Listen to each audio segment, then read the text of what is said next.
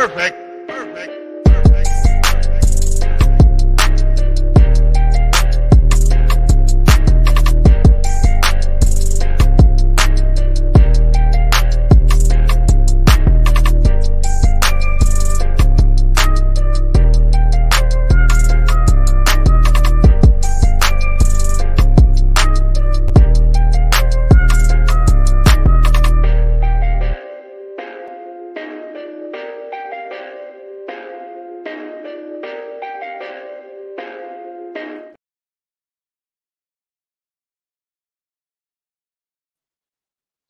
All right, everybody, what's happening, man? How y'all doing? And welcome to another edition of SWAC Talk. This is the show we cover the SWAC inside and out. I'm your tour guide around the SWAC. See what's coming at you. And today we talking basketball, like Curtis Blow used to say, talking basketball. They playing basketball. SWAC basketball, man. First weekend of the season, second game of the season, man. A lot of action taking place. Had 4 men's games, 4 women's games. We'll talk about them all. But before we do that, y'all make sure y'all hit those socials. Facebook is SWAC Talk, Instagram SWAC Talk, Twitter SWAC Talk 76. Pretty active on Twitter, man. That's where I drop a lot of my post-game thoughts and day after thoughts on the basketball games and any other thing going on. You can catch it all there. We still have our football previews, recaps coming. We got our family recap coming tomorrow, and then we'll just continue them on down the line. We got signing day stuff coming in a few weeks. We got transfer portal news coming. We got coaching search news coming. We got Legacy Bowl and other All-Star games, all that stuff coming down the pipe. And got a full schedule, man. So y'all make sure y'all subscribe to the show if y'all haven't done so already. We almost at 1,200 subscribers. So definitely thank y'all for that. Hit that like button. Hit that like button, share, comment. If you'd like to become a member, you can hit that join button to become a member of the channel. Or you can hit the super thanks to support the show, or you can hit the Cash App just to donate to the show. $sign SWAC Talk. Anything would be appreciated.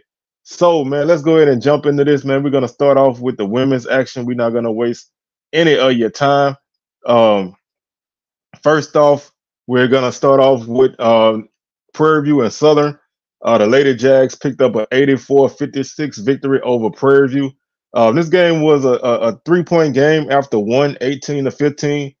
Southern used a 20-point second quarter to pull ahead at the half.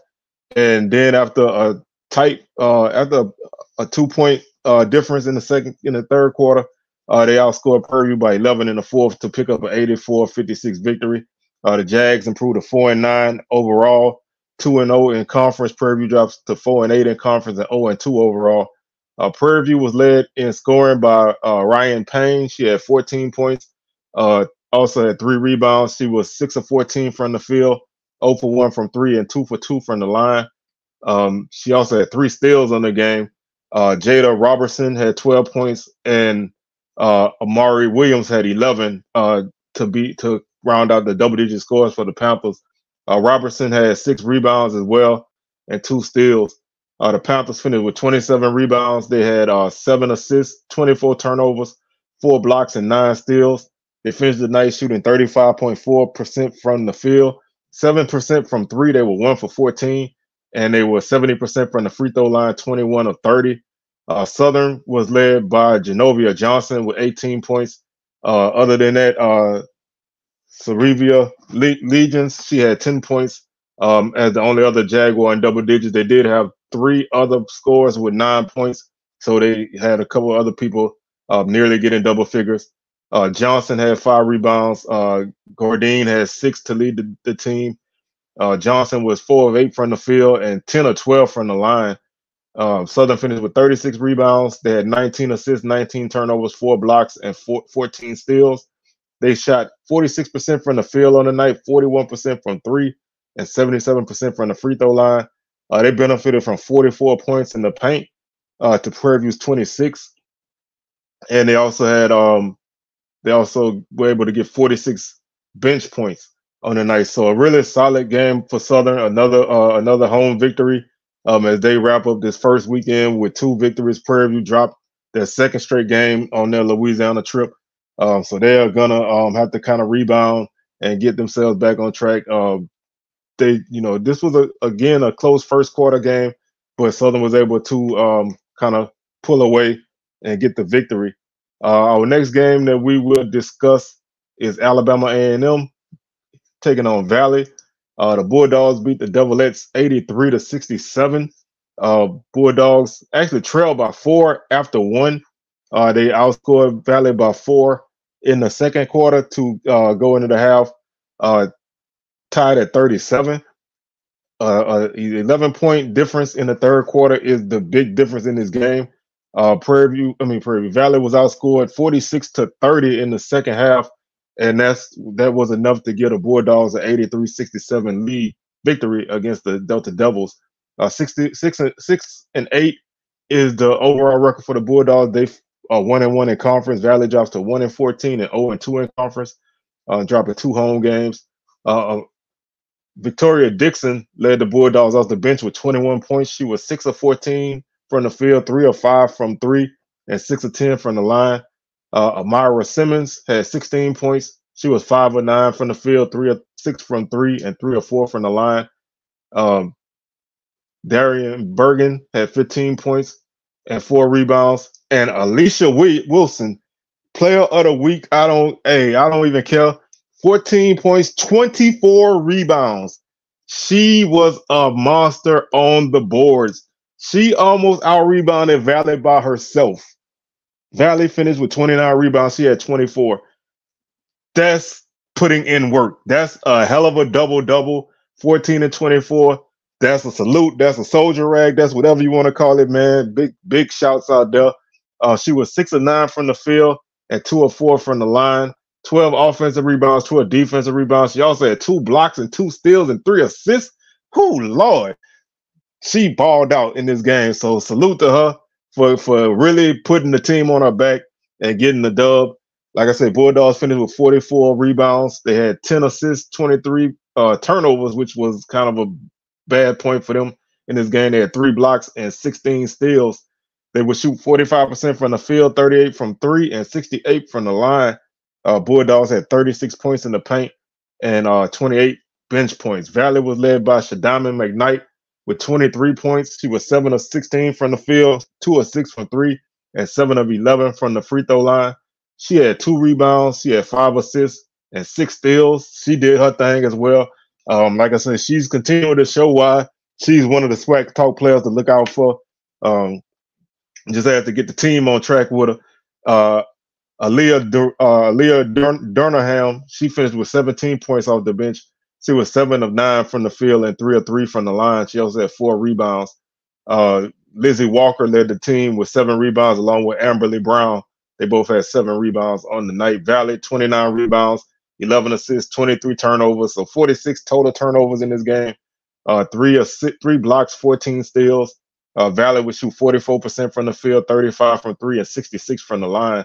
They had 34 points in the paint and 28 bench points, 20 fast break points. This game had 5 ties and 6 lead changes. So even though this game, the first half was tight, second half is where A&M kind of put in work and got it done.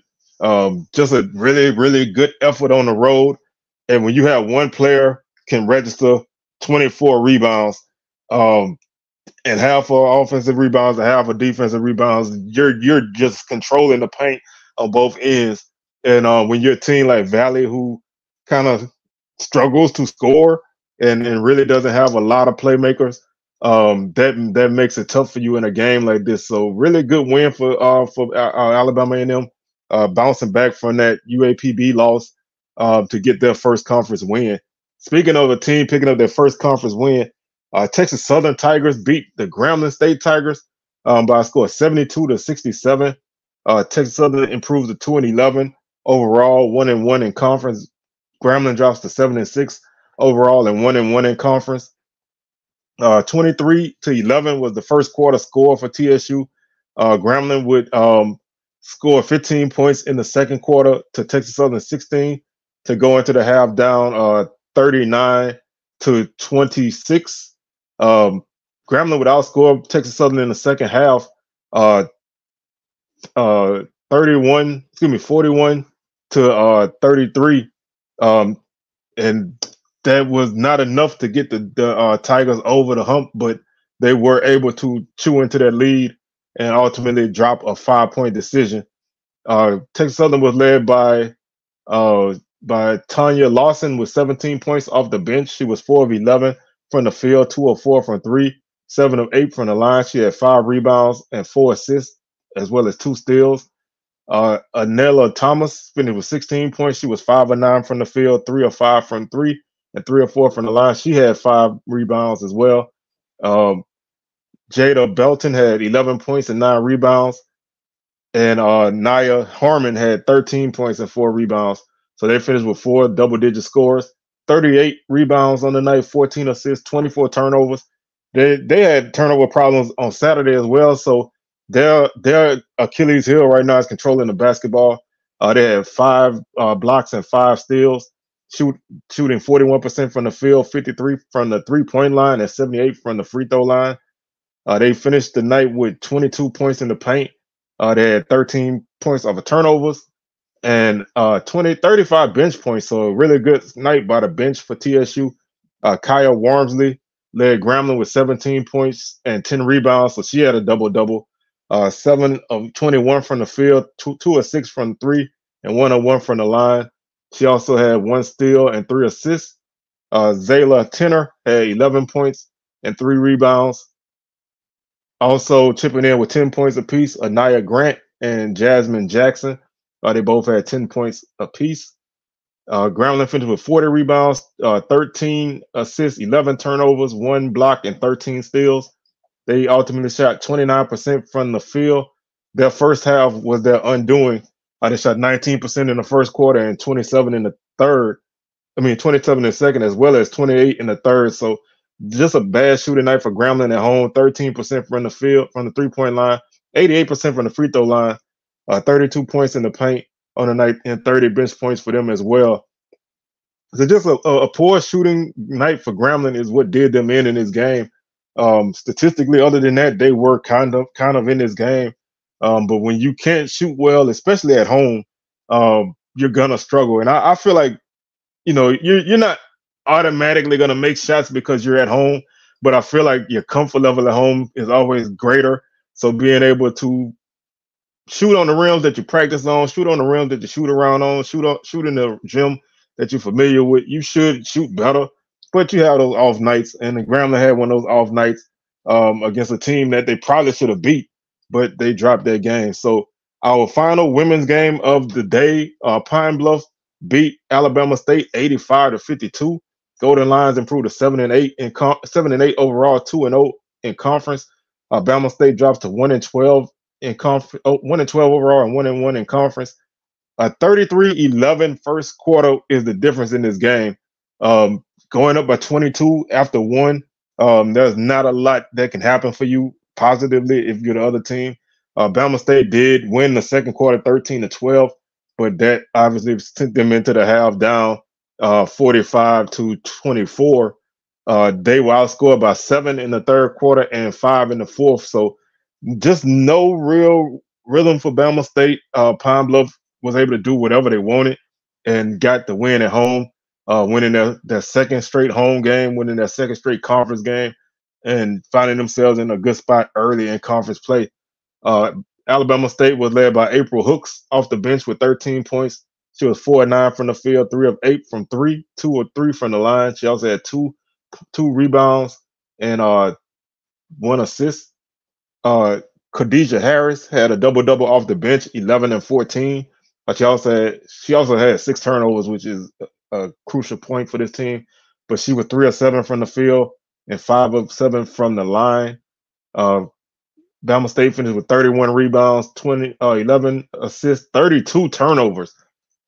You're not going to beat anybody turning the ball over 32 times, let alone a team that's playing as well as Pine Bluff is playing. But 32 turnovers, they had 4 blocks and 8 steals. They shot 29% from the field, 22 from 3, and 77 from the line. They finished with 18 points in the paint. They did get 33 points off the bench. This game had no ties and no lead changes, so Pine Bluff led it from start to finish. They were led in scoring by Maya Pete with 17 points. She also had 10 rebounds, so she had a double-double, 6 of 11 from the field, 5 of 6 from the line. She had 1 block and 3 steals. Kariah Beck, 15 points. She had 5 rebounds on the night. Zay Green had 14 points and 9 rebounds, also had 4 assists and 5 steals. So she did her usual stat sheet stuffing game. She did go 0 for 4 from 3, but the team didn't really need that much today. And Courtney Rittenberry finished with 11 points and 5 rebounds. Maury Davenport led the team with 11 rebounds off the bench. She also had 8 points and 3 blocks. Pine Bluff finished with 50 rebounds, so they out-rebounded Bama State by 19. That's just dominant on the boards. 26 assists, 11 turnovers. That's the kind of game you want. You want to take care of the ball. You don't want to turn it over. You want to distribute it well. Pine Bluff played a great game in this game. They had 4 blocks and 22 steals. They just caused havoc all over the court. They did shoot 39% from the field and 16% from 3. So if there's anything you want to nitpick, their shooting was off in this game, and they shot 64% from the line. But they didn't necessarily need that in this game. They did anything that they wanted. They had 48 points in the paint. So they almost outscored Bama State strictly in the paint. Bama State finished with 52 total points.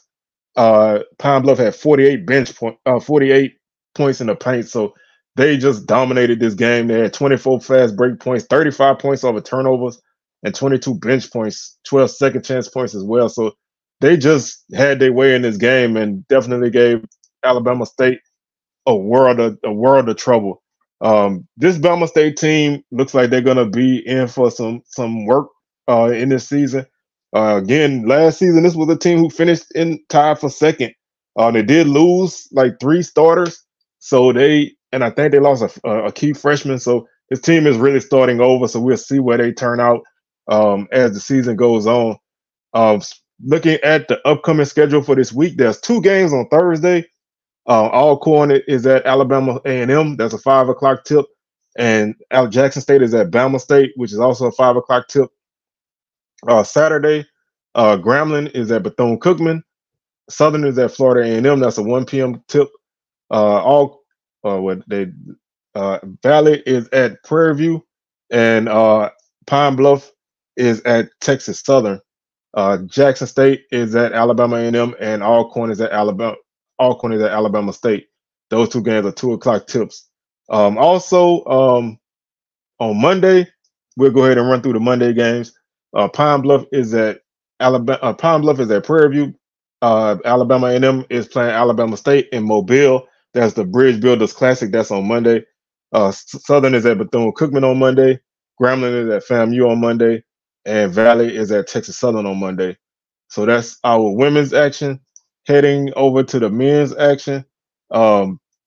First game we have on the schedule would be Alabama State and Pine Bluff. They had a pretty entertaining game, finished 83-72, but this game was pretty tight for a while. It was 37 all at the half. Alabama State used the 11-point second half, especially late to pull away in this game, 83-72. Hornets improved to 7-8 overall, 2-0 in conference. Pine Bluff drops to 5-10 and 0-2 in conference. 2 big losses at home for Pine Bluff. This team, I don't know exactly where, a lot of people felt like they would finish, but with their backcourt and their scoring, you thought that they could possibly at least win one of these 2 games, but they dropped them both. And, now they find themselves kind of, trying to find their way. CJ Hines had 21 points and 5 assists for the Hornets. He was 8 of 13 from the field, 4 of 8 from 3, and 1 for 1 from the line. He also had 2 rebounds. Isaiah Range had 10 points. It's good to see him back. He went down with that injury last year, so it's good to see him back. He had 10 points and 8 rebounds. TJ Matlock, 10 points, 4 rebounds. Also, Ubong Okon had 10 rebounds to lead the Hornets. And off the bench, Sean Smith had 14 points and Amar Knox had 11. So a really good night for scoring for the Hornets, 5 in double figures. They finished with 36 rebounds. They had 18 assists. Only turned the ball over 8 times. That's tremendous. 3 blocks and 8 steals. They shot 42% from the field, 30% from the three-point line, and 77% from the free throw line. Finished with 38 points in the paint and 33 bench points. So really a good game for them. Colin Milton led the Golden Lions with 16 points. He was 5 of 9 from the field, 1 of 3 from three, 5 of 8 from the line. He did have 11 rebounds, so that's a double-double for him. Rashad Williams had 14 points. Linnell Martin had 11 points. Joe French had 11 points. So they had 4 double-digit scores on the night. Not a great three-point shooting night for a team that really shoots the three a lot. They were 7 of 27 from three for 25%. They shot 38% from the field and 81% from the line. They finished with 34 points in the paint and 14 fast break points. Those 13 bench points doesn't really help. This game did have 6 ties and 3 lead changes, but Bama State is playing well. They're a team who's kind of sliding under the radar, but Hines and Matlock are both playing really well. Like I said, it's good to have a guy like Isaiah Range back. So you really want to look out for this team as they continue to play through the season. Bama State's always tough at home. So when they get in the Acadome, it's always tough. But for them to win games on the road, in kind of, I don't want to say comeback fashion, but in kind of pulling away fashion twice, that's a good step for them. They're gonna be able to be a factor in this race early, especially. Southern defeated Prairie View 79-58. This is a game that the Jags led from start to finish. Prairie View got as close as 8-7 in the first half. Other than that, they never really chipped it down more than like 7 points. Southern built a double-digit lead in the second half and kind of pulled away. Like I said, Southern outscored Prairie View 41-34 in the first half and 38-24 in the second half. Jags improved to 8-7 overall, 2-0 in conference. Prairie View drops to 5-10 overall and 0-2 in conference. Prairie View was led by Brian Miles and Charles Lane Jr. off the bench. Each had 18 points. Miles had 10 rebounds, so he had a double-double on the night. Also, Charles Smith finished with 10 points. Javante Hopkins, who their leading scorer on the night, only finished with 2 points. Prairie View had a pretty rough shooting night in this game. They finished with 31 rebounds. They had 13 assists, 15 turnovers, 4 blocks, and 7 steals. They shot 37% from the field and only 7% from the three-point line. They were 1 for 13 on the night. The only three-pointer came like with less than 5 minutes left in the game, so they really just struggled shooting threes in this game. And 58% from the free throw line. They were pretty great in the first half shooting free throws. They were 12 of 18. Second half, they finished 5 of 11, so they kind of cooled off from the line, and that really hurt them. Not really able to get a lot going. Finished with 26 points in the paint, 36 bench points. This game had no ties and no lead changes. Southern was led by Scooter Joseph with 21 points. He was 7 of 15 from the field, 2 of 7 from three, and 5 of 5 from the line. He also had 6 rebounds. Southern finished with 4 scores in double digits. Brandon Davis had 13. Jalen Reynolds had 13. Dejane Dumasi had 10 points. He also had 8 rebounds to lead the team and 6 assists. He had 2 steals as well. Southern finished the night with 38 rebounds, 24 fouls on the night, 16 assists, 16 turnovers, 5 blocks, and 7 steals. They shot 48% from the field, 40% from three, and 70% from the line. So all around better shooting night for Southern than they had in the first SWAC game against Texas Southern. They were able to basically win this game from start to finish.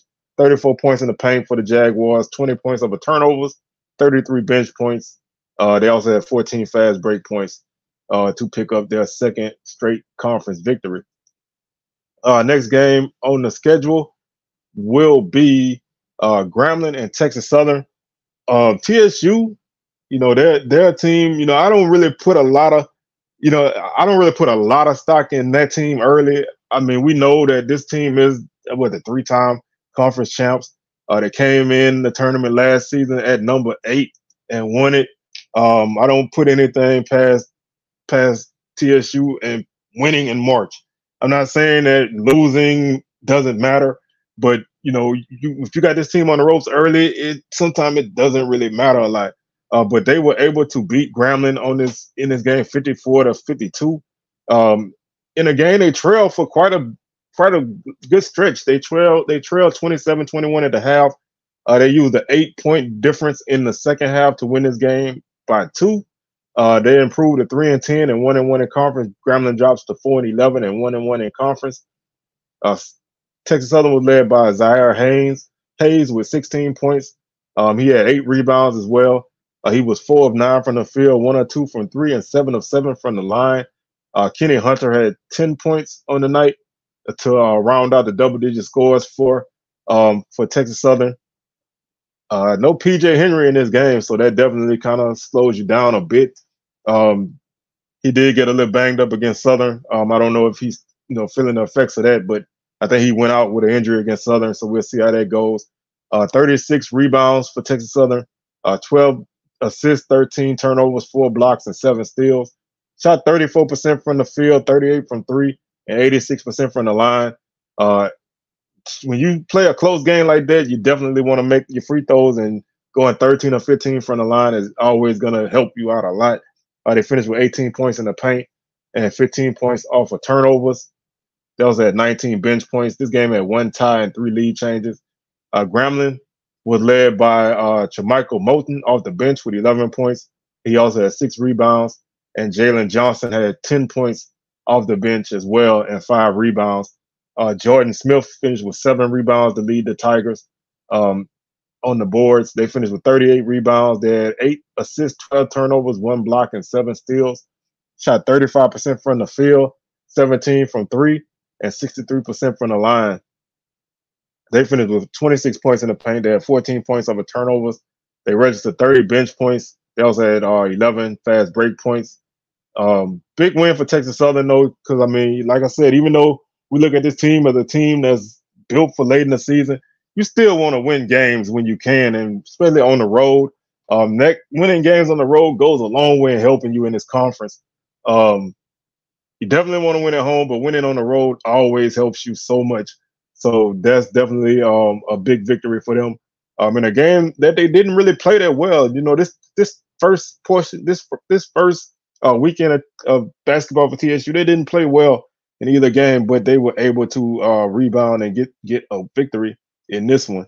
Our final game of the day, Alabama A&M beat Valley 78-70.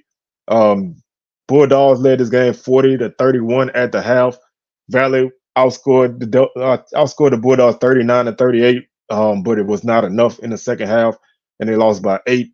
Bulldogs improved to 3-12. Overall, 2-0 in conference. Valley drops to 0-15 and 0-2 in conference. So, but the Devils still searching for their first win of the season. Dallin Smith led the Bulldogs with 17 points and 7 rebounds. Lorenzo Downey had 14 points and 5 rebounds. Smith finished 6 of 8 from the field, 1 of 2 from 3, and 4 of 5 from the line. He also had 4 assists. EJ Williams, 13 points on the night. Also off the bench, AC Bryant had 10 points as well, so they finished with 4 double-digit scores. Amari Peak had 9 points, almost being a double-digit guy, but he came up 1 point short. Bulldogs finished with 36 rebounds, 17 assists, 12 turnovers, 2 blocks, and 8 steals. Shot 50% from the field, so a really good shooting night for the Bulldogs all around. 50 from the field, 50 from 3, 72% from the line. That's a awesome shooting night on the road, especially playing at somewhere like Valley. Even though the gym is not really full, it's sometimes a tough place to play. But to be able to shoot that well on the road helps a lot. 40 points in the paint for the Bulldogs, 21 bench points, 18 points over turnovers, and 15 fast break points. They led this game from wire to wire, no lead changes, no ties. Valley was led by Donovan Sanders and Raekwon Brown, each with 23 points. Nobody else from Valley really did a lot other than that. Brown also had 5 rebounds on the night. The Devils just couldn't really get a lot going in this game. Sanders was 7 of 14 from the field, 0 for 3 from 3, and 9 of 10 from the line. Brown, 7 of 14 from the field, 2 of 6 from 3, and 7 of 7 from the line. Valley finished the night with 29 rebounds. They had 8 assists, 11 turnovers, 3 blocks, and 5 steals. They would shoot 41% from the field, 22% from 3, and 80% from the line. Um, they shot 17 free throws in the second half. Both teams actually shot 17 free throws in the second half. So referees a lot of times in SWAC basketball, especially in the second half, refs will get whistle happy. You know, they'll sometimes they call a lot of fouls to help the other team get back in the game. Then sometimes they just call whatever they didn't call in the first half. And this is one of those games where the refs got whistle happy in the second half. Both teams finished um, with a combined of what is that? 41 fouls. So both teams, you know, the referees were like really whistle happy. So Valley still, you know, still searching for that first win, did get 34 points in the paint, and they had 15 points off of turnovers, 15 bench points. But when you have two guys go for 23 and you lose, something is missing. So Valley still had to find a way to make something happen and get themselves back on track. Looking at the schedule for the men is basically the same thing as it was for the women, but we'll still go over it again. Thursday night action. We have two games on Thursday night. Alabama A&M hosts Alcorn, I believe. That's my schedule. All right. Yeah, Alabama A&M is hosting Alcorn. That's a 7 o'clock tip. And Jackson State is at Alabama State. That's a 7:30 tip. Both those games are on Thursday. Saturday, January 13th, Southern is at Florida A&M. That's a 3 p.m. tip. Alcorn is at Alabama State. That's a 4 p.m. tip. Jackson State is at Alabama A&M. That's a 5 p.m. tip. Pine Bluff is at Texas Southern. That's a 5 p.m. tip. Valley is at Prairie View. That's a 5:30 tip. And Groundling is at Bethune-Cookman. That's a 5:30 tip off as well. And then on Monday, there's there's games on Monday as well. You have Pine Bluff at Prairie View. That's a 5:30 tip. Southern at Bethune-Cookman 6:30 tip Eastern time. Alabama A&M and Alabama State playing in Mobile at the Bridge Builders Classic. That's a 6:30 tip. Grambling is at Florida A&M, and Valley is at Texas Southern. So that's our schedule for the upcoming week of action. And that's going to do it for today's show, man. We'll catch y'all on our next edition of SWAC Talk, and we'll holler at y'all on the rebound. Peace.